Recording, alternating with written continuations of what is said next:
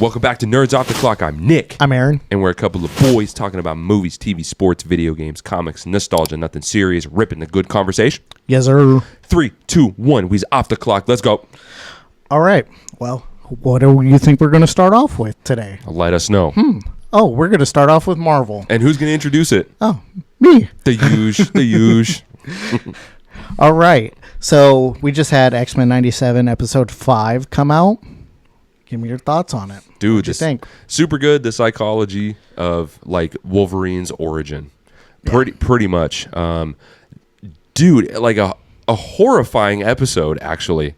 There was some pop-out shit I did not anticipate. Yeah. I was watching it, with my wife, and I'm eating my dinner, and I'm like, spitting out food. I'm like, holy shit! Like, didn't anticipate that because the volume's up. Spilled your SpaghettiOs on yourself? Not the SpaghettiOs. Okay.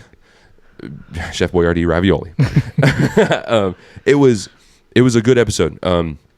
Wolverine becomes Weapon X again, bro. Mm-hmm. So sick. And I love the comic accurate, I'm back, baby. Like, yeah. I love that. Straight from the comic book cover. I thought it was a very good psychological episode. And seeing the mutation from, I think it's called the Brood, is what it is. That alien species. Diving deep underground and looking at the DVDs, which was pretty cool. Yeah.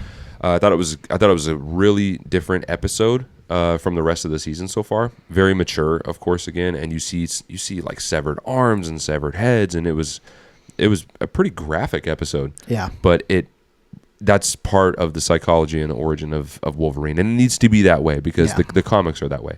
I thought it was a good episode. Honestly, in my opinion, I'd give the episode 8.5 out of 10. I really liked it. It was a good reinterpretation of when they did it in the original series, because the original one was whatever the name of it was in VHS, and then this one was in DVD. Yes. I thought it was cool. It was a good way to have kind of a filler type episode while still progressing the story along. Mm-hmm. Mm-hmm. I wasn't a huge fan of this episode. I thought it was kind of unnecessary. I think that this should have been probably in last season. Sure. Before they got shifted in time. Because with Magneto ripping the adamantium out of Wolverine, I kind of forgot that happened last season. Yeah. And then I'm like, oh yeah, when I saw his bone claws again, I was like, oh yeah, that's right, that did happen. Mm-hmm. So I think they should have just put it together after that episode before all of that happened. But I mean, overall, I thought it was an okay episode. Sure. It wasn't my favorite, but it was fine. Also seeing Omega Red again was Omega really cool. Red was really cool. That was cool. Yep. Love seeing that. And then, Sabretooth and Wolverine's beef. It's just going to go on forever. It's never going to stop. Very, very cool. Also, Morph's little cameo. I loved that. His little cameo characters are really cool. They are really cool. It seems like they're doing one in every episode. They did 2 and 3 in this one, actually. They did Ben Grimm. Yeah, that was there the first was 4. One. There was 4? Yes. Ben Grimm, Deadpool, Spider-Man. And I think the other character was Guardian. Did it show Guardian? I believe so. Oh, yes. I watched it twice. I don't even remember that one. Yeah. Okay. It's super cool that they're doing that. I think that's who it was. I wasn't too sure who it was exactly, but I'm pretty sure it was Guardian. Yeah, my wife was like, is that Deadpool? I'm like, no, it's Morph. Yeah. It's Morph. It gets me almost every time, too, though. I'm like, oh no, wait. But the transition is cool, you know, because they show maybe 10 seconds of that character. Yeah. It's just really cool. I love the inclusion of how they do that. Very, very good. I liked it a lot. All right. Well, we got San Diego Comic-Con coming up. It'll be this upcoming Saturday from when this pod drops. So, do you have any kind of hopes of what might happen at Hall H? I would love to see something on Doomsday. That's just me. Like trailer? Yep. Love to see a little bit more on Doomsday. That's just hopes. Yeah. I'm pretty sure they'll drop the trailer. Yeah. Stuff is starting to kind of slowly come out already anyways, so just give us the trailer. Let us focus on that for a little while. Yep, because we got Spider-Man coming up in the next couple of weeks, and that will be almost an afterthought because then Doomsday is it. Yeah. So I'd like to see that. I'd like to see some announcements of future projects. Mm-hmm. That would be sweet. We have some rumors in here. We'll get into that later, but we have some rumors in here that maybe I'd like to see some casting announcements. That would be great, but those would be my hopes. Some casting announcements, some future projects of maybe those rumored cast, and then some Doomsday stuff. Yeah. What about you? I pretty much agree. I definitely want to see the Doomsday trailer. It's been long enough now from CinemaCon that the rest of the public needs to see this, especially with a couple other things we're going to get into here in a bit happening. But I also would like to see some future projects announced and some casting stuff to be announced. And I think all this stuff is kind of, some of these rumors are coming up for a reason. I believe they're coming up because they're getting ready to do it here in the next week. So stuff is starting to leak out that those people are going to be around or talked about probably. So I think more people are finding out about it within Marvel, so it's getting leaked out a little bit more. It's hard to keep all that information so close to the chest for so long. Yeah, it's becoming more apparent. Yeah. All right. With that, we got an announcement for the runtime for Doomsday. It's looking like it's going to be about 2 hours and 45 minutes. It's subject to change slightly. It's not an official runtime. They can kind of adjust a little bit within probably about 7 to 10 minutes at the most, either direction. We also got an announcement that tickets will go on sale starting Monday, the 20th. It's going to be for all large format screenings, so anything premiere minus IMAX, obviously, because of Dune. So, yeah, what are your thoughts on the runtime?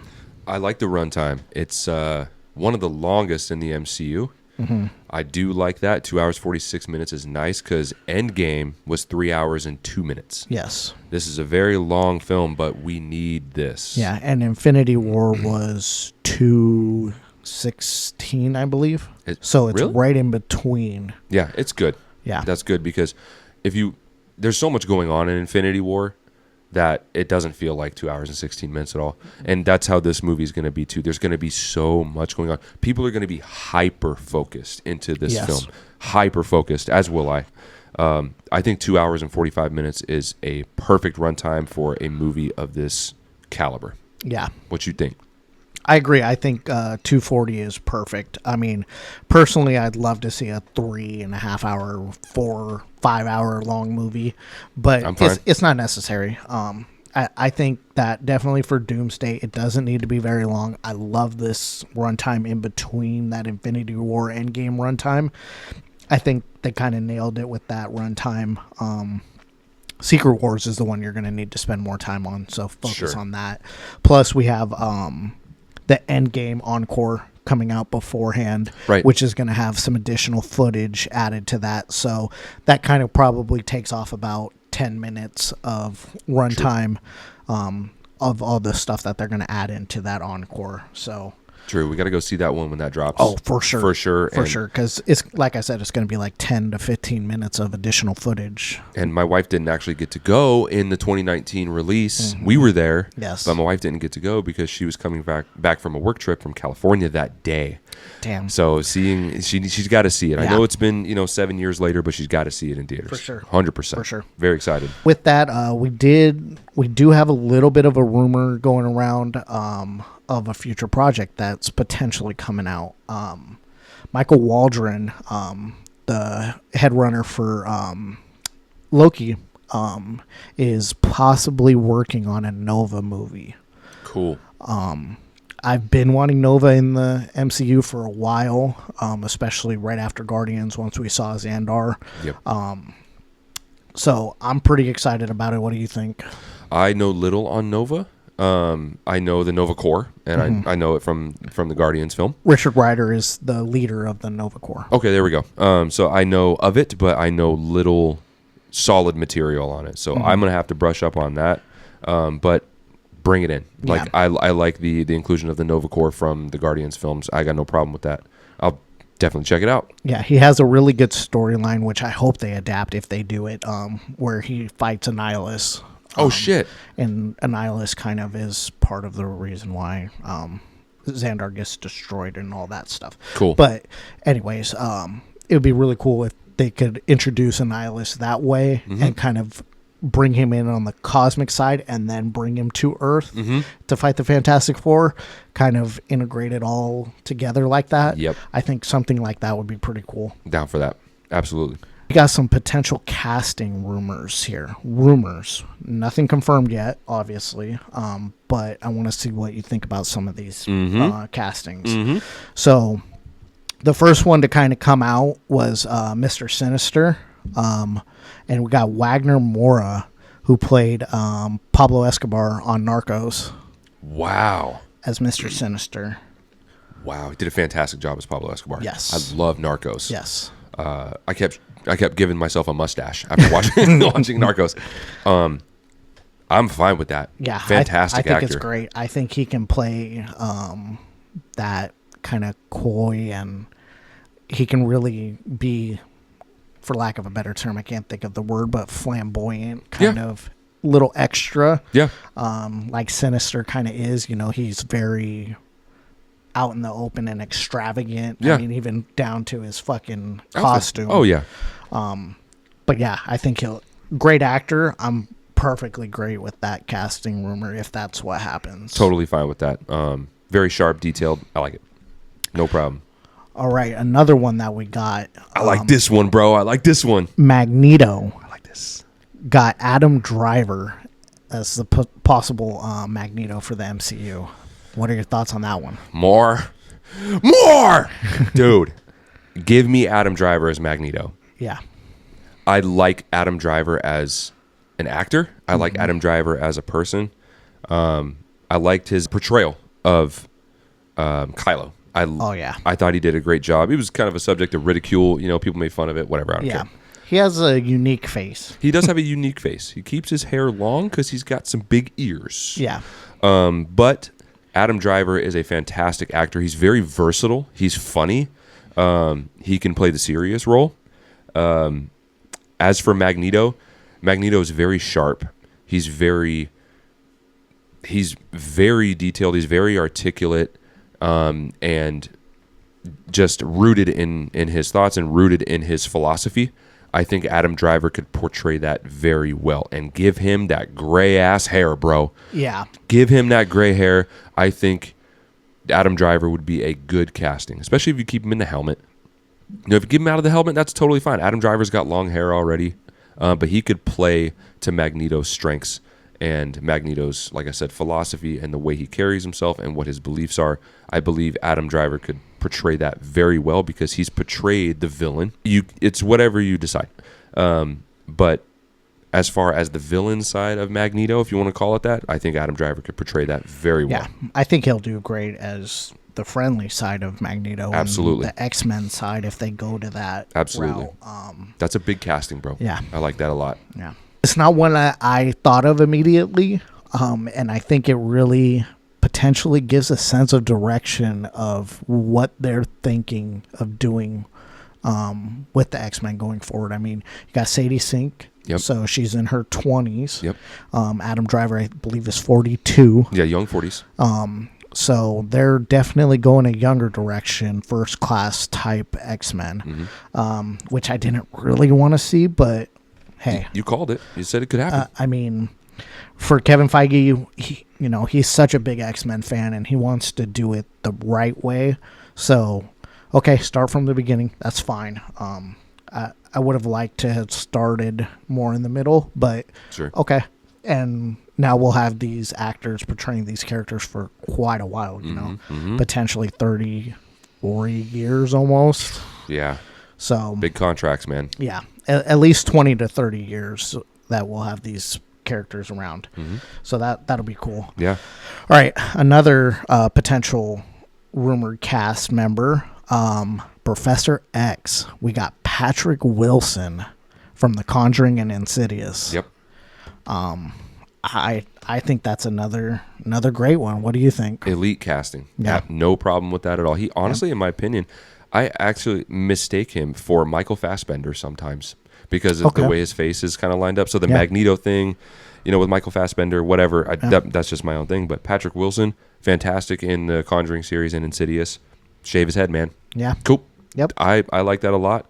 He could play the articulate side of Professor X very well.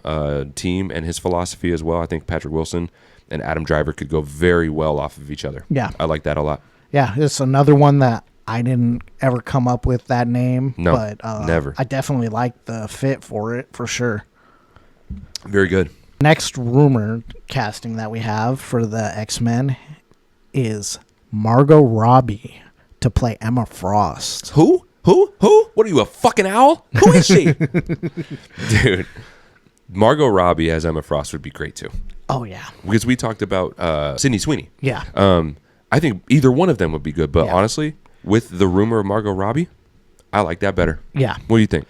I think it fits in perfectly with the age group that they're kind of going for. I think Sydney Sweeney is a little bit too young to be on that Emma Frost. She needs to be kind of in between that Magneto, Professor X, and the new cast, but also a little bit older than them. Yeah. So I think it's perfect. Margot Robbie is a phenomenal actress. So her first role was Wolf of Wall Street, bro. Yeah, I mean, you can't really do much better than that, honestly. I think she's perfect for the role. I do too, and this might be a small thing, but I think for me personally, I think height matters with these things, with these characters. I think Margot Robbie is taller than Sydney Sweeney. I think that adds a little bit more to the character overall. In my opinion, sure, that's a small detail, but because Emma Frost needs to really stand out. Yeah, she's a pretty profound figure. Yeah. So I think that adds to her overall character. And Margot Robbie's beautiful, one of the most beautiful women in the world. You said it. Yeah, you said it. So she, Emma Frost is that character. So you kind of need to find someone that really stands out. Yeah, she's been on the list of most beautiful women in the world. Many times. I think that's perfect casting for her. Sweet. Last one we have rumored here. This one kind of came out today. I'd been calling this one for quite a while. Facts. Apocalypse. We got the rumor that it could potentially be The Rock, Dwayne "The Rock" Johnson.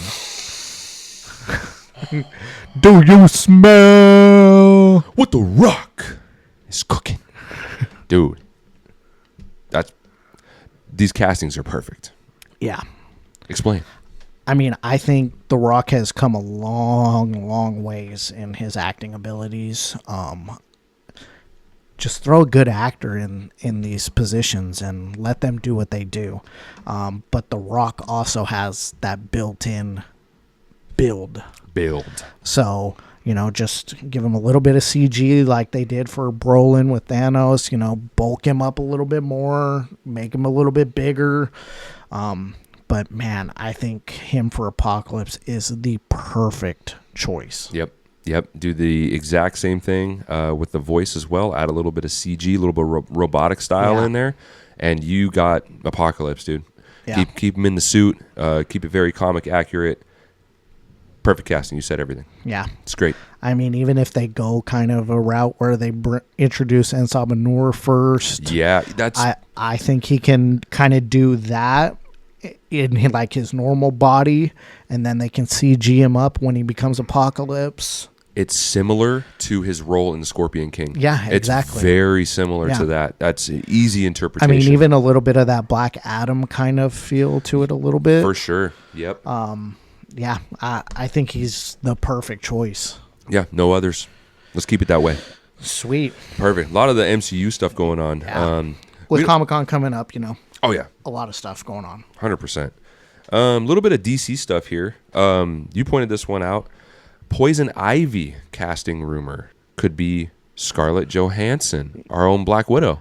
Yeah, so this will be for the Batman movie. I don't think I really need to say much more. Nope. Dye her hair red. I mean, she was already Black Widow. Yeah. Just grow it out a little bit, and she's got it. I can't wait to watch that. Dude, the new Batman. Yeah. Oh yeah. My gosh. Which we just got the teaser trailer for Batman Part 2. Very, very minimal. What did you think of the teaser? Obviously, it's a teaser. So the teaser, I mean, it's just Robert Pattinson looking at the camera. He just turns and looks at the camera. You can see kind of the background is a little bit like rain or snow somewhere in there. So it's definitely taking place more fall, winter time. The main thing of this teaser trailer was the delay of the film again. This is the third time it's been delayed. Yep. It was supposed to come out October 7th of this year. Got delayed until October 1st of 2027. Now they pushed it back to February 18th of 2028. It'll be 6 years since the first one came out. That's a huge gap in between. There's some floating things out there that it was possibly due to Matt Reeves having some health concerns. But just glad they're working on it now, finally. Can't wait to watch this movie, man. The first one's fucking incredible. Incredible. Like I said before, this might be a hot take, and I know you don't agree with this. I sit it right next to The Dark Knight. I sit it right next. It's not ahead of it. I sit it right next to it. I love that interpretation. Right next to it? Yes, you are. I sit it side by side. If I'm putting it on the mantle, it's below it. No, I'm putting it right next to it. I don't. That's okay. I mean, it's like very close below. I thought I put it right next to it. Yeah, it's very good. It doesn't feel like as long of a movie as it is. No, and does not. The villains were really good in it, but man, just Heath Ledger, bro. And that's going to live on forever. Like, I totally understand that. I just feel as if the overall vibe of the Batman, and going back to him being a true detective, the world's best detective, they portray that very well. And Paul Dano as the Riddler was a beast, bro. Creepy as hell. Mm-hmm. So from the different point of view and the different perspective of how he is the world's greatest detective, I sit it right next to it just because it is so different, but they did so well. I think it's a better portrayal of Batman. But overall, comic book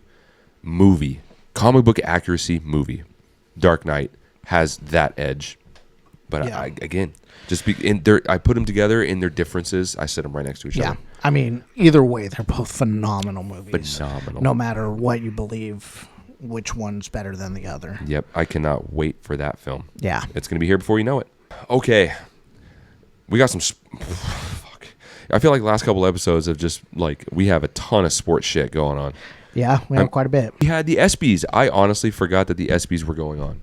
Yep. I forget about the ESPYs until it happens. Yep. So, a lot of awards came through at the ESPYs. I'm going to run through the ESPY awards. If you want to say something, let me know. But I'm just going to kind of go through it, top to bottom. I don't even know all of the awards that were dished out because I haven't paid attention to it. So some of these will be surprises to me. Yes. So we're going to go ahead and run through the ESPY award winners of their categories. So starting at the top, Best Championship Performance, Jalen Brunson and the New York Knicks. Okay. He had the best one. The Best Breakthrough Athlete, Alyssa Liu in the U.S. figure skating. Shout out Alyssa Liu. Let's go. Oakland's finest. Really? Yes, sir. Shout out. Muhammad Ali Sports Humanitarian Award, Steph Curry and the Golden State Warriors. He does a lot for the community. He does. He's great for the community.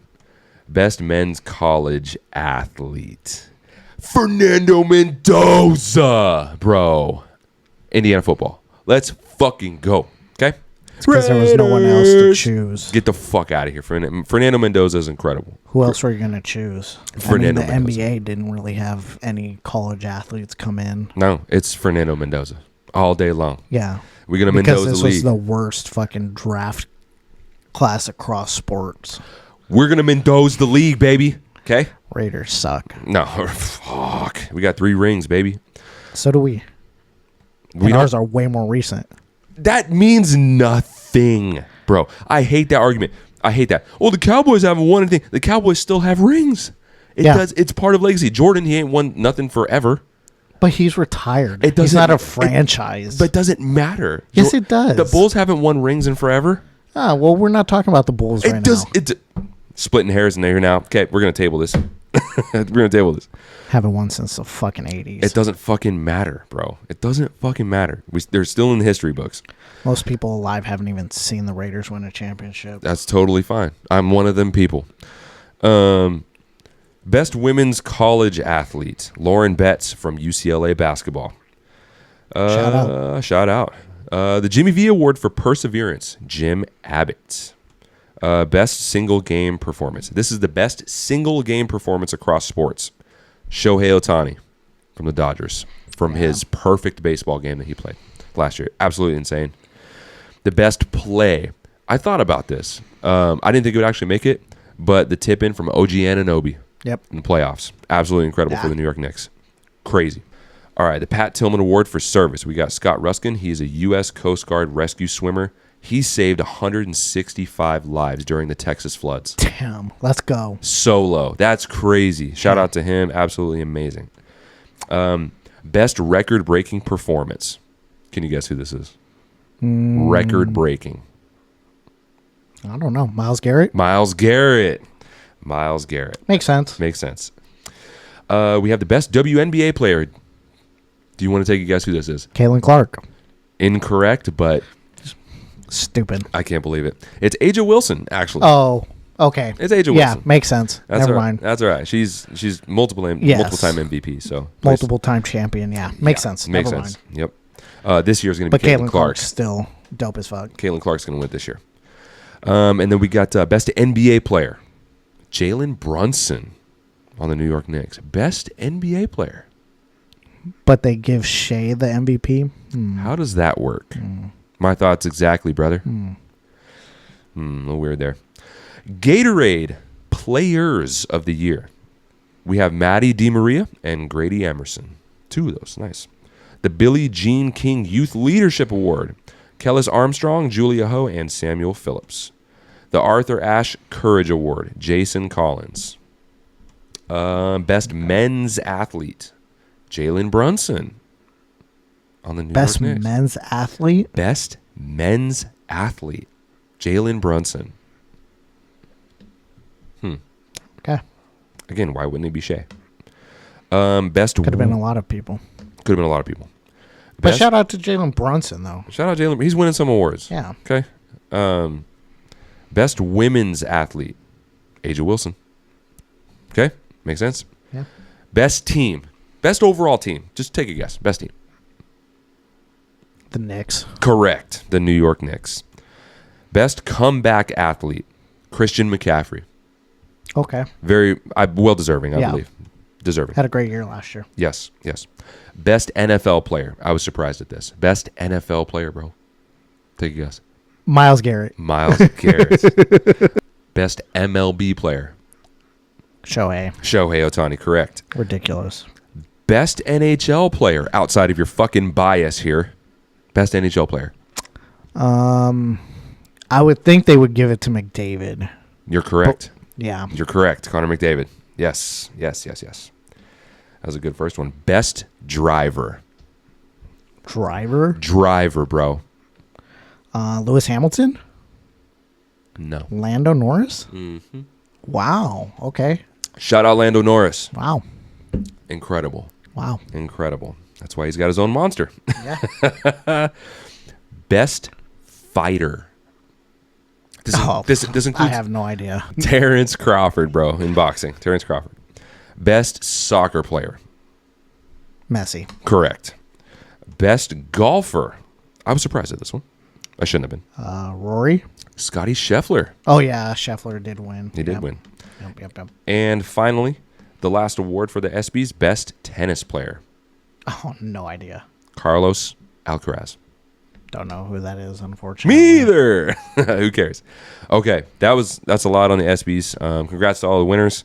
Very nice. And then we got the UFC, a little update on the UFC. We talked about this with Brandon on an episode or two ago. And it's about the Conor McGregor comeback. So, what a fucking dud, bro. What a turd of a fight. I'm glad I didn't watch that. Holy shit. So, Conor McGregor lost to Max Holloway in the first minute and like 10 seconds of the first round. It was all over Twitter, I saw. It was all over. You saw it, bro. So, what's interesting is that they're calling it potentially blown ACL. But it looked like it happened before he even stepped in the ring. When he was actually taking off his shoes or his track pants, looks like I think it's when he took off one of his shoes. He stepped out of his shoe weird and landed and kind of like, looks like he tweaked it a little bit. And it was incredibly apparent when he stepped in the ring. Maybe it's more of a meniscus thing because... Maybe. I mean, I didn't see like a pop in his calf or anything like that. No. So... Don't know really what who to call knows? it. Yeah, he's... It's really sucks. It's so unfortunate that has to happen. Connor is going to have surgery. Yeah. And he's going to come back and fight on the final fight of his contract. I think you should call it. I think you should call it. Even win or loss in his next fight after surgery, it's going to be some rehab. Next fight, I think you call it, bro. You got nothing, for sure. nothing to prove. After that point, yeah. I think you should call it at this, though. I think you should be done here. Yeah. Yeah, maybe your body is kind of failing on you now, so it is. It's been 5 years. It's hopefully nothing happens going forward to him. Knock on wood. But if something does happen, man, that's just embarrassing in my opinion. So it is. Coming back after 5 years, I thought he was at least going to look not sloppy, but I thought he was going to look a little bit off pace. He's not peak Connor anymore. Mm-hmm. I know Max Holloway was so disappointed. Yeah. That's not the way you want this to go. No. But Max Holloway shouldn't really have been fighting McGregor anyways. He should have been fighting someone else a little bit more still in it's pretty UFC. It's pretty wild. Sucks for Connor. Really unfortunate, but, that's kind of the way it was. So, Brandon, I don't know how you felt. Let us know what you think, Brandon. Yeah, let us know. Let us know. On to some baseball. We had All-Star Weekend, so we had the Home Run Derby. My boy Jack Caglione absolutely shat the bed. Absolute turd of a performance. Yep. But you know what? He hit like a 515-foot home runner. Upper decker, baby. Nice. I still love Jack Caglione, totally fine. But Jordan Walker wins the Home Run Derby. He's the first Cardinal to do so. So I didn't watch the Home Run Derby, but I heard they have a new format. Yes. That worked really well, apparently. Apparently it did. I don't know how I feel about it just yet. I'm just glad Jordan Walker won. First Cardinal ever to do it. He came back and beat Kyle Schwarber. Surprising. He beat the Schwarbomb. That was insane. Also, the American League beat the National League 4-zip. And the reason why, shout out to Cody Bellinger of the New York Yankees. They're a premium outfielder. He scored the first 2 runs with the bases loaded with the single. And it deserved to get the MVP award for that. So shout out to Cody Bellinger. And then we got some soccer, bro. Argentina. Insane. Like, thought Argentina was going to be out. Argentina came back within the last, 7 minutes of regular play and stunned England. Yep, and then they also scored in the 92nd minute, so 2 minutes into additional time. Insane. Yeah, crazy game. Leo Messi assisted on both those goals. Yep. Just... Dude could have been the best men's athlete. I mean, going back to the ESPYs. Yep. And I mean, that would happen this year, but still, it could be for last year too. But absolutely incredible. Yeah. They're in the final. Argentina's in the final. Yep.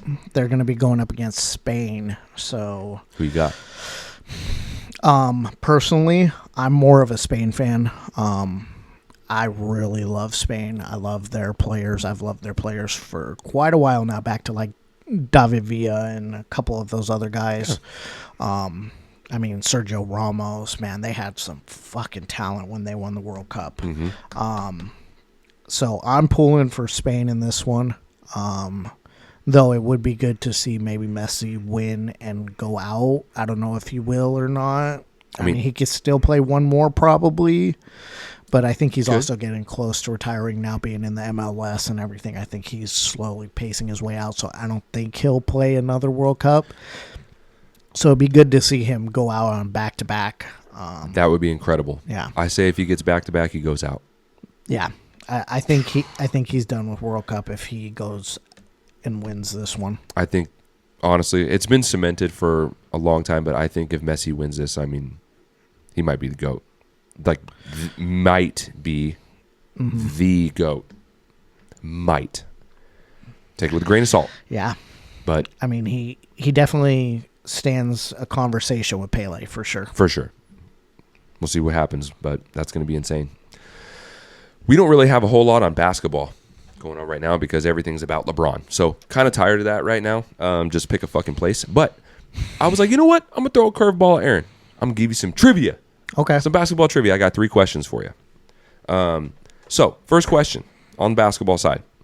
Who was the first NBA player to sign a $1 million annual contract?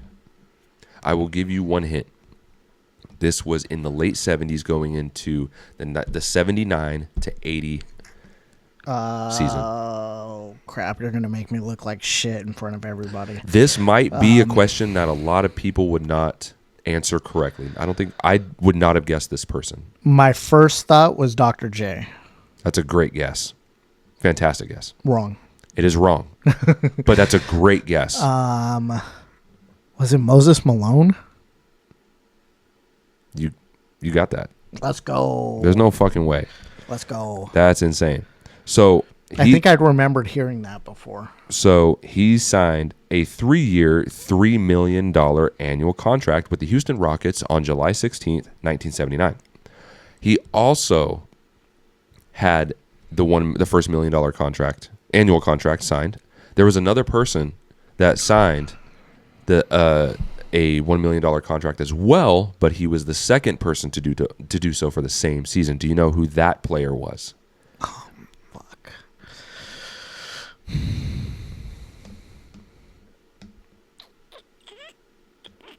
Kareem? No. That's a good guess. He's a center.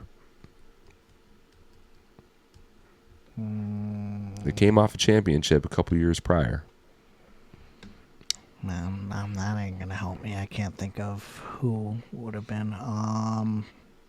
Bill Walton? Bill Walton. Let's go. Yes, Bill Walton. He signed shortly after Moses Malone, and his, I believe, was $105 million a year. Very, very close. Okay. But he signed his shortly after Moses Malone. Nice work. All right, number 2. Who was the first? That was 1. That should have been 2. No, it's 1. I just thought it was cool to have Bill Walton. Yeah. Like they signed right next to each other. Very cool. Who was the first NBA player to sign a $100 million contract? The first NBA player to sign $100 million. Okay, my first thought is LeBron. No. Okay, so then it's got to go further back. It was in the 96 to 97 season. So then it was probably... I'll give you a hint. This was his second season in the league. Kobe. No. Damn. Second season in the league.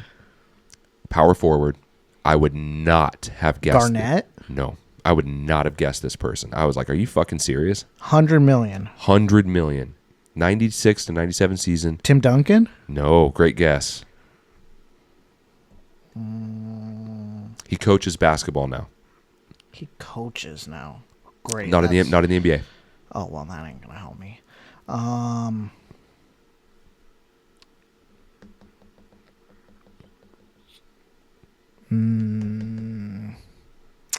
don't think I'm going to get this one.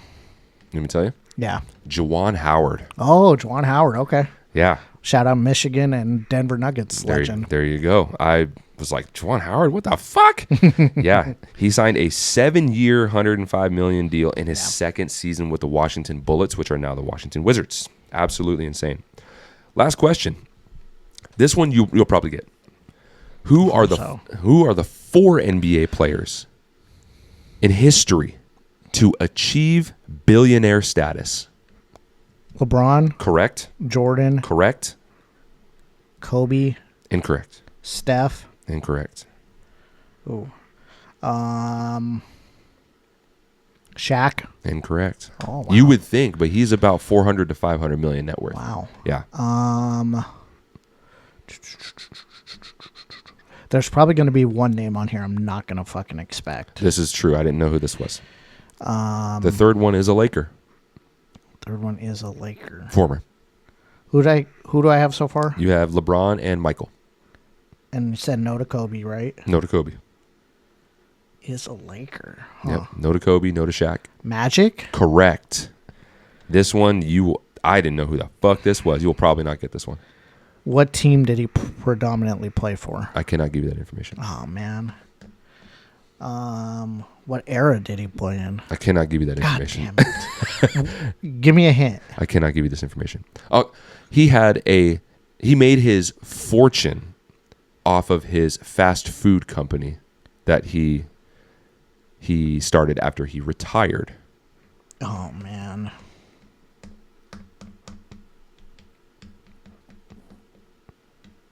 He also had a bottling company. That didn't help me. I'm not going to guess this one. Junior Bridgman. Oh. Yeah. Who the fuck is that? Who the fuck is that? You know? Yeah. Yeah, Junior Bridgman. I didn't know who the fuck that was either. I had to do some. You could have given me team. No. That wouldn't have helped at all. No. Do you know why? Why? I didn't even see what team he fucking played for. I didn't even fucking look that far, bro. Yeah, that's my trivia. Okay. In the basketball side of things. Well, since you told me right before we filmed that we were doing this, I threw together a little trivia for you. Okay. I'm going to take it over to the NFL side of things. Okay. All right. First question for you. We're gonna throw a little layup for you. Little D Wade to LeBron for you. Little Allie. Who was the first player in NFL history to rush for 2,000 yards in a single season? Was that Emmitt Smith? No. Wow. Can you give me the year? I don't know the year. It was further back. Further back than Emmitt Smith. Yes. Barry Sanders. Nope. Really? Nope. And that wouldn't have been further back. Wait.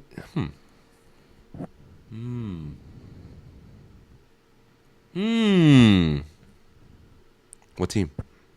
Nope. Damn, bro. Nope. That'll give it away. Huh. First, I should know this, bro.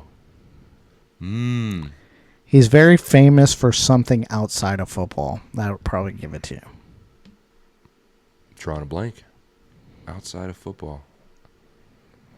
It ain't CJ2K. No. Further back than Emmett. Further back than Emmett, bro. It's like, that's 90s. Huh. It's not Terrell Davis. Nope, that's late 90s. Yeah. It's got to be 80s, isn't it? It's got to be 80s. And it's not Barry Sanders. It's a little further back than that. Holy shit. Bo Jackson. No. Bo Jackson's not that far back. I don't know this one. He's associated with a vehicle. A vehicle? Mm-hmm. A white one, to be exact. Oh, it's OJ. Oh, fuck. OJ Simpson. OJ Simpson. I forget about OJ because the only time people remember OJ is being a fucking criminal. Mm-hmm. I forget about OJ. Okay. Which he was acquitted. He was acquitted, but he's done a bunch of terrible shit after that, too. Yeah. He's a fucking piece of shit. And he did spend a time in jail, so yeah. Yeah, the juice. All right. Next question for you. Which quarterback won a Super Bowl despite throwing fewer than 150 yards and no touchdowns in the game? Super Bowl. This is a more recent player. Okay. Is it Jalen Hurts? No, not that recent. Not that recent. What recent are we talking about? Early 2000. You watched this person play. It's not Brady. No. Is it Eli? No.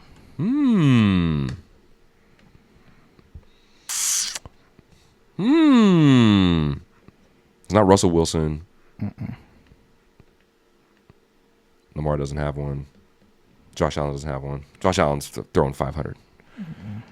Less than 150 yards. Less than 150 yards and no touchdowns in the game. No tutties, bro.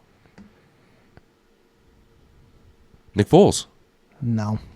Not quite that recent. Do you have a year, bro? I don't. Huh. You're making me look like a fucking fool. This one's a little bit of a tough one. Starting quarterback. He was a starting quarterback, yes. He was a starting quarterback for quite a while. And it's not that recent, so it's I personally think he's overrated. It's not going to be Sam Darnold. Pat Mahomes. Nope. Bro, I'm at a loss. You want the answer? I do. Ben Roethlisberger. Oh, Ben Rapistburger. Oh, my God. Shout out to Dalton.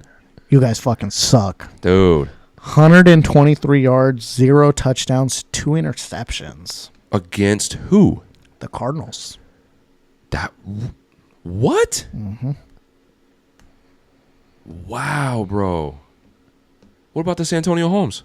Okay, maybe it wasn't that. Well, didn't he only win one? No, Ben's got 2. Okay, well, then it was the other one. Whatever. I don't know. Okay. I didn't look up all these damn... I was going to say, info. bro, that Antonio Holmes is insane. What the fuck? Ben Rapistburger. Yeah. All right. Well, I wouldn't have guessed that, man. I forget about Ben Roethlisberger. I really do. Yeah. Okay. Okay, this one's going to be a little bit more difficult, unfortunately. I thought you would have been able to maybe guess that first one, so... I should have, but I forget about OJ. He's a criminal. I should have stuck around that level, and I went a little bit harder with each one of these. It's all right. It's all right. All right. Which player caught Brett Favre's first touchdown pass? Oh, my God. You're going to say the name, and I'm going to know it. You're going to know the name for sure. Oh, my God. Okay. What year? You probably don't have it. It was his rookie year, whatever year that was. I don't know his receiving core. Was it a tight end or a wide receiver? I can't give you this information. I probably still won't guess it. I can't give you this information. Touche. Who'd they play? I don't know who they played against. Who is it? It was Brett Favre himself. That's a trick question. It was a trick question. The pass was deflected, and he got a 7-yard receiving touchdown. That's a trick question. It is, but hey. I can see why the position would have given it away. Yes. Huh. Yeah. That's it for my trivia. What the fuck? Whatever, dude. I shot the bet on that one. The OJ one I should have known, but again, I never think about OJ, bro. Yeah. No, I think only Bills players think about OJ. I never think about OJ. Yeah. Okay. He's been erased from history almost, bro. Yeah. Okay. That was a good one, I guess. Yeah. All right. Next weekend, by the time this is posted, we have our decathlon. This weekend, so it'll be the day before we're posted. Yeah. So we'll have 4 people playing that one because we split it into 2 days. Yes. Okay. Decathlon's going. Yeah. Nobody knows the events, man. I do. Well, you're the commish. But none of the participants, besides yourself, know. Nope. All right. Do you think... Who do you think's gonna win this? I knew you were gonna ask. Who do you think's gonna win this? I could see the wheels turning, and yeah. I knew you were gonna ask this question. Who do you think is going to win overall? I don't know what the events are, so I'm curious. Fuck. I can't even lie. I think you're gonna win it. That's a good answer. Yeah.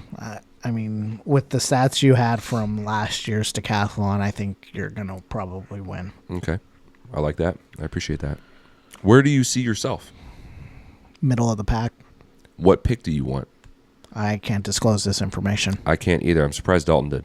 Yeah. In our group text. I'm surprised he did. Well, he wants 8, just like he got last year. So That's all right. That's all right. he likes that range. I mean, maybe if he doesn't perform well in his decathlon, somebody might jack him.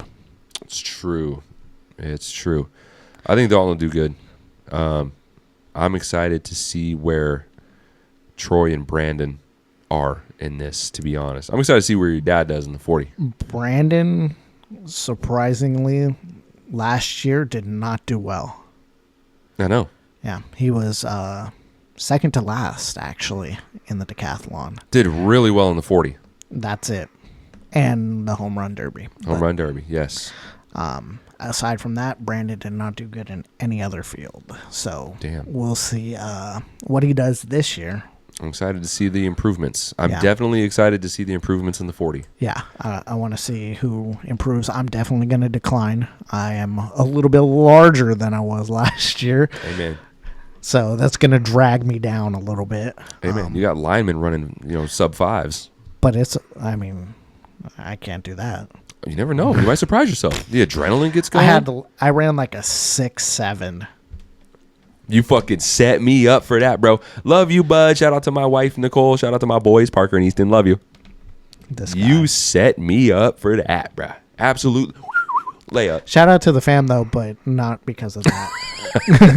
Thank you. Interesting, man. Yeah, so I don't think I'll do too much better than that. Maybe I kind of got off to a little bit of a weird start when I started, but we'll see. Who's gonna do stopwatch during your 40 or the 40? Probably Troy. He'll be there, so he'll probably do mine. Okay. Whatever is needed. Okay. All right. Yeah, and then I'll be doing all of the second round stuff since I won't be participating. Right. I'll be in the second round. Which I believe you guys are going to have a hotter day. That's so fine. Shout out to day one. That's fine. I don't give a shit. Bring the Gatorade, man. It'll be all right. I think I might purposely kind of fuck with you guys on that one. There's no way, bro. I'm not bringing anything. I'm bringing tequila. For you to drink, bro, maybe.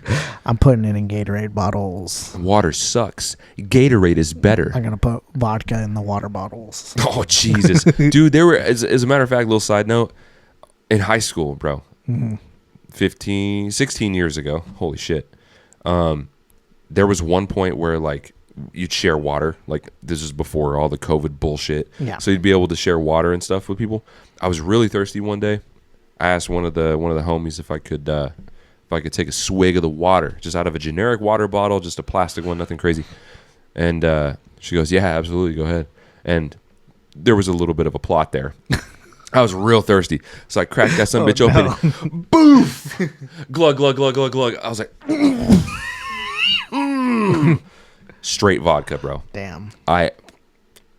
Straight vodka. Damn. Right in the middle of class. This wasn't break. This is in class.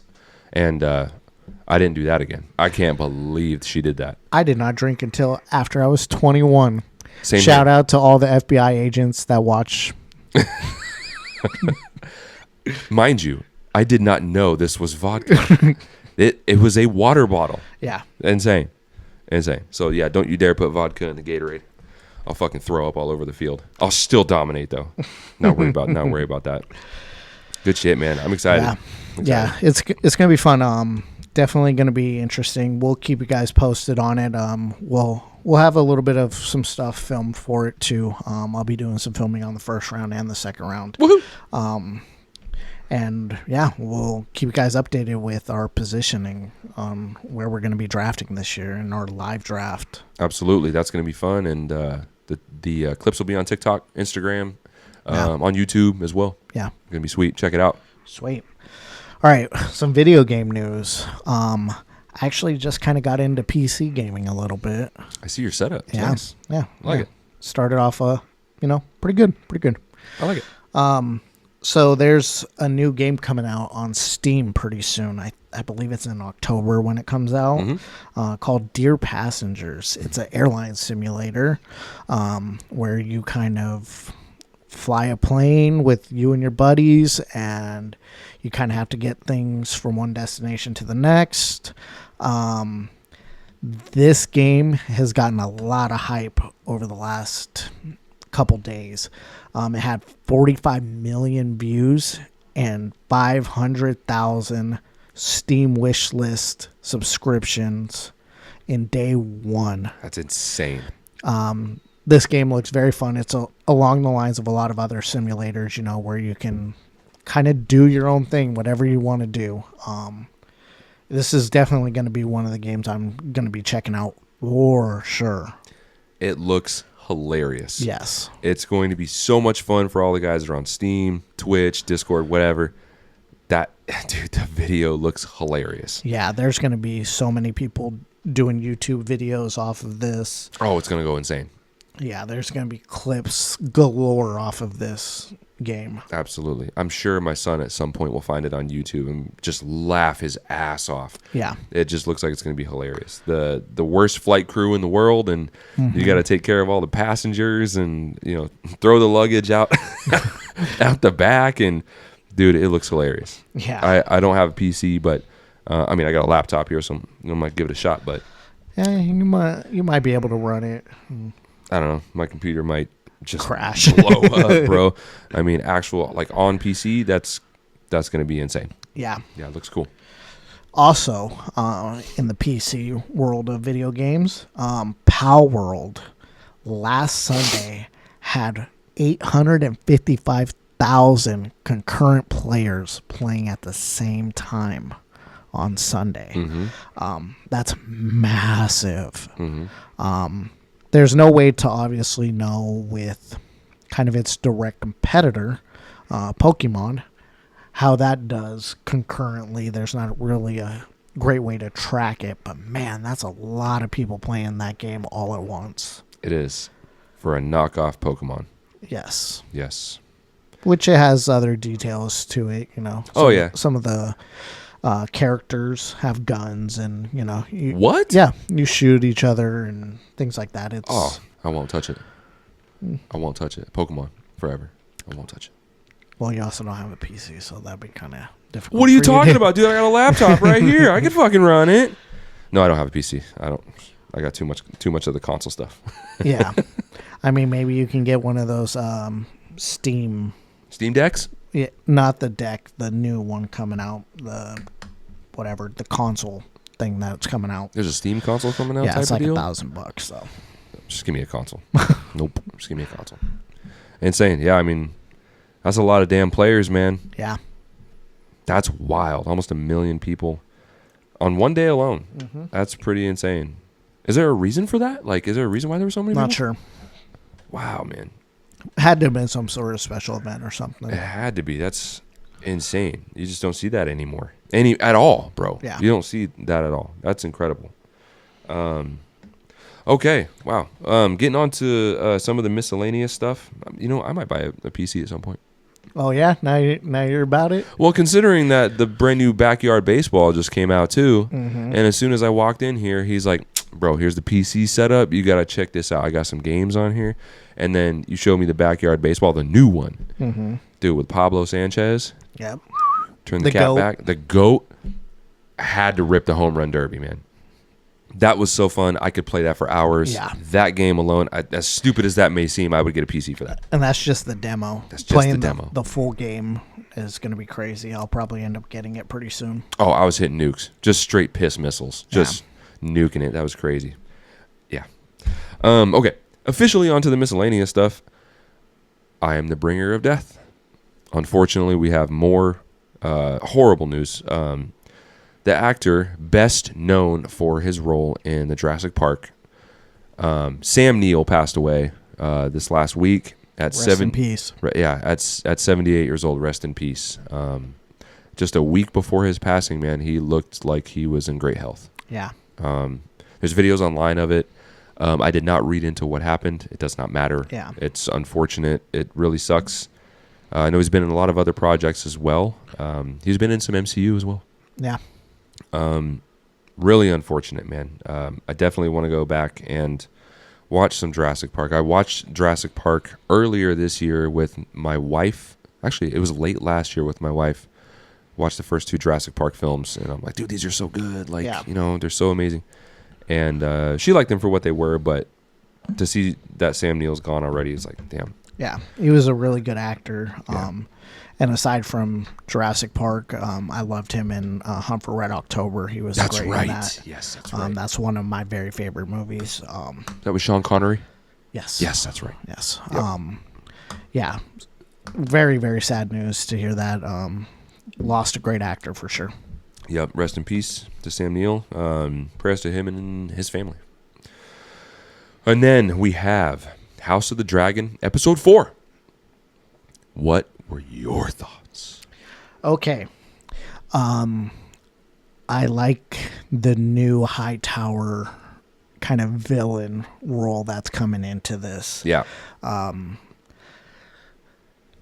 think this was a really another good push it forward storyline episode. Yes. I expected to get maybe a little bit more into some detailed fighting stuff, but this really has now cleared up the sense of direction of where the rest of this season is going to go. Yes. So now I'm curious to see how Eamon's going to kind of come back into the fold and how it's going to kind of be that three-way fight between those characters. Yeah, I thought it was a really good episode. Rhaenyra was a lot more even-keeled. She knew her direction of what she was doing. Yeah, I thought it was a good episode. What about you? I definitely thought it was better than the turd they put out the week before. Which wasn't a turd. It was a total fucking turd. An absolute, just a, like, dude, like Patty Pimblett says, it's a sloppy shit. It was a sloppy shit out there, bro. I didn't like that one at all. This one, I did like this one a lot more. I actually watched this one twice as well. I had to write down my thoughts because I'm literally watching House of the Dragon, Game of Thrones, Friendly Neighborhood Spider-Man. I'm watching so much right now. X-Men 97. What made you guys go back to Game of Thrones? My mother-in-law actually watched all of it in 12 days. So what, you guys are trying to beat that? No, I'm like, you know what? I kind of want to watch it again. We've talked about it before, and I'm like, it's such a commitment, but we're doing it again. Yeah. So I had to write down my thoughts. This one was a lot better. This episode is setting up for the next phase of like the Dance of the Dragons type of deal. It's great. What we forget about, or what I forgot about, is Daemon's daughter, Rhaena. She becomes the official rider of Sheep Stealer. It's great. Incredible. One of the tasks that Daemon had was to bring to justice the person that stole Sheep Stealer. Yeah. That person is not the person that he brought. So if you'll remember in the episode when Sheep Stealer comes out of the cave, and then Daemon's obviously like the master, like dragon tamer. He just is. When he comes out of the cave, he's kind of like looking down, and he sees an actual like sheep herder down there. I didn't put together who the severed head was. Really? At first. Yeah. At first. And then they go into it, in the episode, they go into it. I'm like, I knew immediately. I was like, who the fuck is that, bro? And my wife is like, seriously, Nick? I'm like, oh, it's the sheep herder, bro. Okay, it's the sheep herder. So that was really cool. So he did this to protect Rhaena instead of bringing to justice for Rhaenyra. It was her last wish Yes. to him as being a father who was never there for her. Yes. Which was really a good thing to see, kind of how that all worked out between their relationship. Yes. I liked it. Yeah. I liked that part of it because, he's never been there, bro. And he deceived his wife. Yeah. Which is also his, niece in the whole timeline. It's kind of weird. So it is family. Rhaena is. Rhaenyra. Or Rhaenyra is, Yeah, yes. it's weird. So he stuck by choosing safety for Rhaena over bringing justice for Rhaenyra. Yeah. Very, very strange, but I thought it was a good part of it. Rhaenyra, I think she's growing a little bit more unstable, but it's probably just because the public is, like, of her kingdom is starting to, like, erode a little bit. So we see a little bit of that. Aegon going back, they're on their journey, that led him back to his dragon Sunfire. And he's like, no, Sunfire, he's alive, whatever. Maybe something happens with Sunfire. Like, I don't know. I mean, maybe. Why else bring that in? Like, he's alive. Maybe it could just be the delusion. Yeah. But I think that's more of what it was. I think so too. But something could emerge from that? I'm not sure. Yeah. And then Ormond, bro. Ormond Hightower. Dude's nasty, bro. Dude is a straight villain, bro. Yeah. Like I think it's good. I love his collapse at the table when he reads the news from the Raven and he just loses his fucking mind. Great. That was great to see because he's been very reserved so far and very articulate. Yeah. Really good to see him explode behind the scenes that hasn't been shown yet. Yeah. Really like that. Him and Darren are going to emerge as players in Team Green. Yeah. We're mid-season now. So I'm really curious as to see what angle this takes. I like this episode so much more than the turd that we had a week ago. Really enjoyed it. It makes me really excited for the remainder of the season. I can't wait. So the day that this is posted, we'll be watching some House of Dragon, episode 5. Let's go. Yep. I love it. Sweet. All right. We have some news on the whole Paramount buying out Warner Brothers situation. 12 states now are suing Paramount over the merger, trying to get it litigated to have the purchase delayed until after the trial happens. The trial is set for June of 2027. This brings up a lot of potential issues here. When Paramount originally made this deal with Warner Brothers shareholders, they told them that they would have this deal for sure done in October, and there were clauses put into that.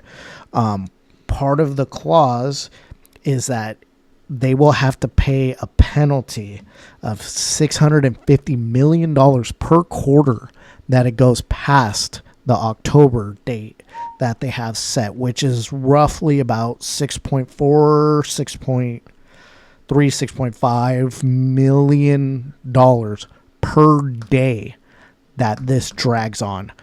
So with that being said, if they stop this potential merger until June, they are going to be paying a lot of money just until the trial starts. Not even to mention if through this trial they determine that they are not going to allow the purchase of Warner Brothers for Paramount, then they're just throwing money in a hole, basically. It's a loss. Yes, it's a complete net loss if they lose this trial. It's going to be really interesting to see what happens. There is some other things that are kind of happening around the Trump administration with this as well. Some potential like money getting shuffled around through that part of the deal. Because, I mean, all the Fox News networks are going to be involved in this. So, I mean, it's going to be interesting to see what ends up happening with this. I'm sure Netflix is just sitting back there just laughing. Like, man, we would have had this deal done already. Oh, yeah. And it would have been great for everybody. But we'll see what happens with this. It's going to be very interesting over the next few months what happens. Lots of money gone, bro. Mm-hmm. Holy shit. Cancel your Paramount subscripts. Damn, no more streaming. Holy shit. This is much bigger than that, of course. Yeah. I know little on this. That's huge, bro. Yes. That's very, very, very big. That's big news. This affects a lot of different companies, sub-companies too. Yeah. Not just those two. Yeah. Speaking of Paramount, they kind of came into the news the other day about a potential reboot that they're working on of Nightmare on Elm Street. How the hell you gonna reboot something you ain't doing this shit right now? How the hell you gonna reboot that? Man, I love Nightmare on Elm Street. I am an OG slasher fan. If you guys don't know, Michael Myers signed by Nick Castle, the original actor that played Michael Myers in the first Halloween film. This is my shit. This is a grail of mine. Shout out to my mother-in-law. She found this for me. Absolutely incredible. With that being said, the big three of the OG slasher films, Nightmare, Friday, and Halloween. You don't need to reboot Nightmare on Elm Street. Yeah. You just don't, dude. Fine. I'm going to watch it. But you just don't, dude. Yeah. Everything. And when I mean everything, I mean like everything under the fucking sun is a reboot now. Everything is a reboot. There's nothing original anymore. That's not true. Damn near. There's more original stuff out now than there has ever been in time. Well, in time, yes. Look at Obsession that just came out. Okay, that just came out. You have Weapons that just came out. That just came out. Exactly. That's right now, currently. And what else is reboot? This is reboot. Scooby-Doo reboot. We're doing a Grinch again. I literally just named two horror. I didn't go to other genres. I'm telling you, bro. Everything is a sequel, and everything is not true. No, bro. We're gonna table that. There is a lot of rebooted stuff, but it's not nowhere near what is original right now. I can't stand it. We don't need a Nightmare on Elm Street reboot. I don't disagree with that. We don't. We've had enough Freddy Krueger. I don't need... Robert Englund is a legend. I don't need someone else playing Freddy. I just don't. I'm over that shit. Yeah, I mean, I don't disagree. I don't think that they need to do this, but I mean, I guess the Ellisons are so tied up with everything going on that they're like, we got to do something, and they can't just think of something new right now. So why don't we use one of our existing IPs? Gonna bring money in. Yeah, I mean, it's gonna go straight to streaming. It's not like it's gonna be a movie that they do or anything. It's gonna be a series. It better not be ass. Well, if it is, it is. Whatever. I mean, but yeah, I think they should go with something more original. But I mean, you can't always strike gold with an original idea. Well, if Paramount needs anything right now, it's striking fucking gold. Yeah. If anything, so this better be it if you're gonna redo Freddy Krueger like that. Yeah. All right, whatever. Well, speaking of reboots and sequels, Spaceballs. Technically Spaceballs 2. The parody of Star Wars, pretty much, with Rick Moranis back in the day. They're making a new one. It's Spaceballs 2. It comes out April 2027. There's been no trailer or anything. They just had a little bit of a poster. Yep. Thought it was cool. I'll check it out. You know, of course, I like the original Spaceballs. It's hilarious. But, yeah, that's pretty much it. And then on Peacock, going into the horror stuff, this one, because of the actress that is in this series, this is going to be a Camp Crystal Lake series based off of the Friday the 13th slasher films, which we were just talking about. This is a new series that will premiere on Peacock October 25th of this year. It's from A24. They do a great job. Yeah. Linda Cardellini is going to be starring as Jason Voorhees' mother and how she became the serial killer before Jason. Fire. That's going to be cool just because I think Linda Cardellini is really just showing her range in the different projects that she's been over the last 5 years. She's not just Velma, you know? Nope. She can do plenty of other stuff. Yeah. I'm excited to see her in Jason Voorhees' mother aspect. I like that character because you see very little of it in the OG movie. Mm-hmm. So I'm happy for that, and I like Linda Cardellini. Excited. Most of the time I don't care for prequels too often, just because I hate like already knowing what it leads to. Yeah. I mean, I'm not a slasher horror fan at all, so I doubt I'll even be checking this out, honestly. It's okay. I mean, back to the Nightmare on Elm Street thing. I'm gonna check it out, but it's like, how invested am I going to be? Like, you gotta suck me in. Pause. Pause. You gotta reel me in. Yeah. So over this last weekend, I got into a new show on Apple TV. Well, I got into a couple on Apple TV. First, I watched Stick, which is Owen Wilson, the golf series. Oh, okay. I completed that. That was pretty good. It wasn't great, but it was fun. Mm-hmm. It was a fun little show to watch. Wow. Yep. And then after that, I got into Silo. Tell me about this. Silo is fucking phenomenal. Okay. So it's like kind of not post-apocalyptic, but there was a poisonous gas that kind of consumed the earth about, like, they don't know exactly the time frame from where I'm at right now. I haven't caught all the way up. But it was like probably 500 plus years before any of the events of Silo. There's about 10,000 people that are living in this giant silo. Damn. And they don't know anything about the previous history of the earth. They don't know anything at all. Damn. They don't know a damn thing. They don't know what the stars are. They don't know what the world looked like. They have nothing, no information on anything outside of that silo. They are a clean slate, bro. Yes. Crazy. It's very interesting how the world of it revolves and how they kind of all have their own different little factions.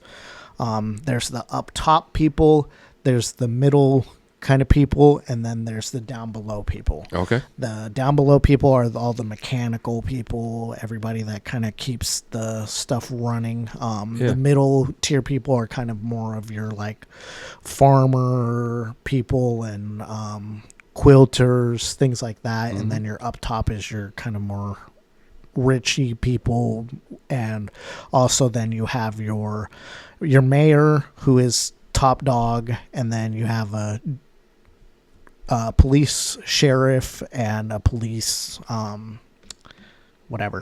department, and then you have a judicial. Okay. Judicial kind of secretly runs everything. Okay. But they also don't. The mayor kind of also runs things. Starts off really interesting. The first season kind of bounces a little bit back and forth within the first couple episodes, where they'll advance a little bit in time, and then they'll go back and they'll show you what happened leading up to that. Yeah. And then they do that for the first few episodes. And some things happen within there. One of the main things is like they have certain set of rules to where if you request to go outside, you are granted to go outside, but you are not allowed to come back in. What? And I won't get into too many details for anybody who wants to watch it, which I highly recommend. Going outside is a whole thing within itself and a big part of what the show's about. Very, very good series. They are currently running the third season. I am like 2 episodes away from being in season 3. Okay. Yeah, I really enjoy the series. It's been really fun to watch. I will check that out. It's definitely, as you said, sucked me in. Let's go pause, baby. Let's go. But yeah, each episode's about like 50-ish minutes. So it's some long episodes, but man, really, really good. I highly recommend watching it. That's insane. It's on Apple TV for Apple those TV. of you. I got Apple TV. Okay. No shit. Yeah. Okay. Highly rated too. Is it really? Yes. Okay. You said there's 3 seasons? They're in the 3rd season currently. Damn, I thought this was like a brand new show. No. Okay, And I believe okay. it airs Wednesdays, Thursdays, Okay. or Sundays, something like that. Well, I watch X-Men on Wednesdays, and I watch House of Dragon on Sundays. Yeah. Any other day, I'm cool with. Well, you don't have to watch it the day it comes out necessarily, but Yes, I do. I need to keep up with social media. well, by the time you get to it, it's gonna be it's gonna be series 5 finale. You just mad because I'm watching Gilmore Girls, bro. You just mad. Is that what you're watching too? No. Jesus. No, man. We watching Game of Thrones. We watching House of Dragon. We watching X-Men 97, Friendly Neighborhood Spider-Man, and the occasional Michael Jordan highlights on YouTube because he's the GOAT. Yeah, nice. But I'll yeah. check it out. Yeah, it's very good. Yeah, highly recommended. I'll check it out. So just a couple days ago, you went to this Hillary Duff, Lizzie McFire, as some say, concert. How was that? Dude, it was a fucking blast.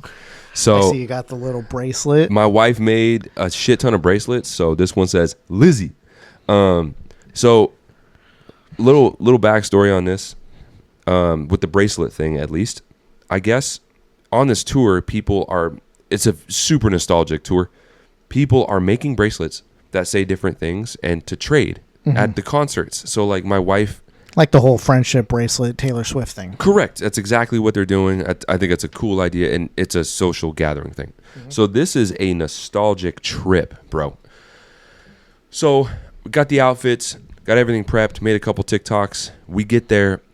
Doors open for early access at 3:30 for like VIP. So there's sound check and stuff like that. We didn't get VIP. We did early pre-sale. So we get there we got there at 5, just before 5. Before you walk in the Ridgefield Amphitheater, super smart here, bro. There was a merch truck before you even walk in, right next to the parking lot. We got premier parking, went straight to the merch truck. And I told my wife, I was like, look at the side of that merch truck right there. Hillary's whole ass is out, bro. And I chose something very nice and very appropriate for this concert, while still radiating elegance from Hillary Duff. Nothing too inappropriate, okay? But she had her whole ass out, okay? So that's neither here nor there. Shout out to my wife. We went up to the merch truck immediately, bro. My wife was looking for her classic 2004 tour shirt. Apparently, it was originally supposed to be a limited release. She was upset she didn't get it. They had it at the merch shop, bro. Oh. Super sick. Sweet. So immediately, we want 2 of those, because I got to get one too. We want 2 of those. We want 2 hats. I want a hoodie. We need this shirt. $360 before we even walk into the concert. Spent an Xbox, bro. $360 at the merch truck right there. But what's great? Oh, and the bag too, the tote. What's cool though is that you buy all that shit right there. Hold on. Speaking of totes, so Nicole's willing to rock this tote, huh? That's a conversation you need to have with my wife. She'll rock a Hillary Duff tote. Yeah. Huh. What's up with that, B? What's up with that? Yes. But what's cool is that you buy the shit there, throw it right in the truck. Yeah. You don't even have to carry it around. That's nice. Very cool. We get in there, it's empty, bro. There's like no one there. We're early, bro. The Hillary Duff doesn't start till 9:15. So we get in there. I don't remember the opening act, the very first opening act, but the second opening act was LaRue, who does that Bulletproof song.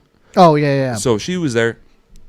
So we get there, we start walking around, and we go straight to the center beer garden, and they've got the collector shakers cups with Hillary Duff's like signature drink, which is like Aperol and Spritz. Okay. And you get it in this really cool shaker cup. And there's 2 toppers. You get one with the microphone and one with the cowgirl hat. Super cool. And it's an actual shaker, so you can use it for like coffee and stuff. Super cool. Yeah. So we got both of those, got pictures taken. We're standing in the beer garden. It's cool. The people that work at the event that take pictures and stuff, they came around. They took pictures of us. We ended up on the amphitheater social media page. Oh, sweet. For the Hillary Duff concert. It's legit. I've got the photo. Nice. It's super cool. Check it out. And everyone started to flock in. This is not a concert I go to. I've never been to something like this. So we're there and we're chilling. It's just it's girls everywhere, females everywhere. I'm not used to that because I go to metal shows, I go hip hop shows. Yeah, that's not what I'm used to. So I'm like naturally, huh? Every time I go to a concert, I see somebody I know, bro. I saw 2 people I know, which out of 10,000 or 15,000, and right in Ridgefield. Oh. Like I actually saw people I know, but I'm like looking for people to see if I'm going to see anybody. This was totally out of my zone. This is a totally different thing, but it was such a blast. I was strong buzz, bro, the whole time. I was ripping IPAs. Like we were having a lot of fun. I saw that picture with that Boneyard IPA. That Boneyard, let's go. We were ripping IPAs. It was a lot of fun. And we get into the concert. We go watch LaRue. She was great, did a good job. It's funny, LaRue, like we were sitting there. There's the stage, and then there's 10 rows. We're 10 rows back. So there's no pit, so you're right there. LaRue, as she was performing, everyone's looking for the song Bulletproof, right? Mm-hmm. So she's like, don't worry, Bulletproof's coming. And everyone just laughed because that's what everyone's looking forward to. But she has some really good music, too. Like, I never really gave LaRue a chance. She's got some good beats, so I thought that was cool. Nice. And then as soon as Hillary Duff came on, bro, I told you I was going to be louder than all them scream bitches, like a bro. Little bitch. It's on video. It's on social media. I was louder than all them little bitches at that concert. I was screaming and yelling. I had my beer with me. I'm one of the tallest people there, okay? And I'm only 6 foot, but I'm one of the tallest people there. She came out, just guns blazing, just stood up at the top, just dancer pose, and it was just fire from there. It was insane. You think she heard you? It's what's funny is that once the concert was going on, there were a couple songs played, and everyone's singing. People next to me are singing. My wife's singing. It's fantastic. Uh-huh. So there's one point, and I'm not lying to you at all. I'm not even kidding. I wanted to be heard at this concert. Mm-hmm. There's one point. She's about to go into another song. She starts talking, and she goes, we were just in L.A. and we were starting to play a song, and I asked the crowd, about something about their flashlights on their phones. Mm-hmm. So obviously now nobody does the lighters anymore. Yeah. You just don't do that. You do your cell phone lights. Yep. As soon as she said that, I knew immediately. Strong buzz, mind you. Like I was still in the clear thinking process. She goes, Yeah, something about their flashlights. I yell out, "We got you!" She laughed, bro. I'm not even kidding. My wife will vouch for me. The people that were around, they all looked back and laughed, and they saw it. I immediately took out my flashlight. I'm not even kidding. Like, I promise you, I swear to you on my mother. She started laughing, and she's like, "Okay, all right." So fucking cool. She obviously, I'm sure, didn't see me. Yeah. But the fact that she heard me was fucking rad. I'm sure she saw you in the crowd of all those females. All the females with my Lizzie McFire shirt. It was so much fun. I knew a lot of her music growing up, and so I was able to sing along with it. And there, the song called "Roommates," bro. There's a song called "Roommates," and Hilary Duff is. The whole album pretty much is about. She's in mid-late 30s, man. Mm-hmm. She's not a kid anymore, but people still see her as that 17, 18-year-old kid, Disney Channel star. I mean, I did that too. And she's not that way, so her music is very mature now. Mm-hmm. And so my wife was like, "Hey, have you heard some of the lyrics?" I said, "No, I really haven't. I'm just trying to piece it." She's like, "Go to the song Roommates. Go to the pre-chorus, like the bridge." I was like, "Okay." So I go to pre-chorus. Bro, some of the lyrics I couldn't believe. One of them was "touching myself by the front door." Oh. I was like, oh. I can't believe I'm hearing this from Lizzie McFire right now. I couldn't believe I was hearing these words come out of her mouth. And I was like, you know what? I'm going to say that so fucking loud if they play that song. They played that song, bro. I yelled out, "Touching myself by the front door." All the little girls, like, they were turned around. They were busting up laughing because I was like, "I told you I'm going to say it. I told you." And I did. It was so much fun. And by the end of the concert, it was you're living in the nostalgia, bro. It was so cool. And by the end of the concert, got a couple pictures. It was great. And the two people that were standing next to us, one of them actually shook my hand, and she's like, "It was an absolute pleasure standing next to you." I shit you not. It was so fun, bro. Completely out of my realm. But it's a magical night, bro. I had the bracelets, bro. I took some of the butterfly hair clips that my wife had in her hair. She had the hair glitter. She was super 2000s. I put some of those on the back of my hat. Like, dude, it was. My wife had so much fun. This concert was for my wife. It sounds like it was for you, dude. I had a lot of damn fun. Yeah. I think she was actually really excited that I did. Yeah. Because this is completely out of my realm. Because I want her to have fun at the concerts that I go to, that I bring her with me to, that aren't necessarily in her realm. Yeah. And she has a lot of fun. This was her favorite concert of all time. Nice. We lived in the nostalgia. If she comes back, bro, I'm seeing it again. Like, it was fantastic. The crowd was great. Everybody was fantastic. And everybody was dressed up in early 2000s. It was, like I said, you're living in the nostalgia. I saw your wife's fit was fire. Fire fit. Yeah. Just glitter and butterfly. Just everyone was having a blast. I could tell she did a lot of hard work on her hair. She did a lot of hard work. She was skeptical on the hair glitter, but I was like, it looks sick, bro. Yeah. Like, it did look cool. It was really cool. Everyone had glitter. Everyone had all the kinds of stuff, and it was just a big social gathering. And people were trading bracelets left and right. My wife got to trade some. Some lady said that she made 240 bracelets. Oh, crap. My wife's like, "Oh, my God, I feel so bad. I made 8. But it took some time. So, absolute blast of a concert. I will definitely go again. It was literally magical, bro. Like, going to see Lizzie McFire. Shout out Hilary Duff. Thanks for coming to Ridgefield. Thanks for coming to Portland, wherever you were staying. We appreciate you. Thank you so much. That was a blast. Let's do it again. Yeah, glad you guys had a good time, man. It was cool. How was the air conditioning here? My air conditioning's still broken. Oh, no! Motherfuckers won't fix my shit. Ooh. But, hey, we survived, so. We survived. We're all right. That's all right. I didn't get a chance to come back and get some of that air conditioning because we didn't get out until like midnight. There was no air conditioning to be had, so. That's all right. But, yeah, no, I appreciate that. It was a lot of fun. A lot of fun, dude. Sweet. All right. Well, anything else you got?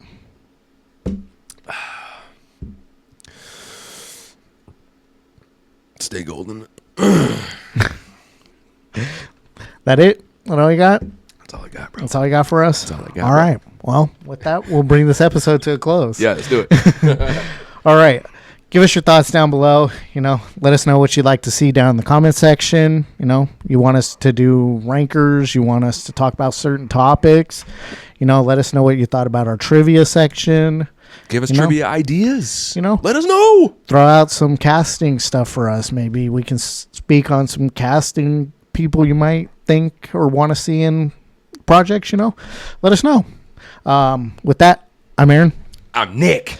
We are Nerds Off the Clock. Clocking back in. Peace. Peace. Like it's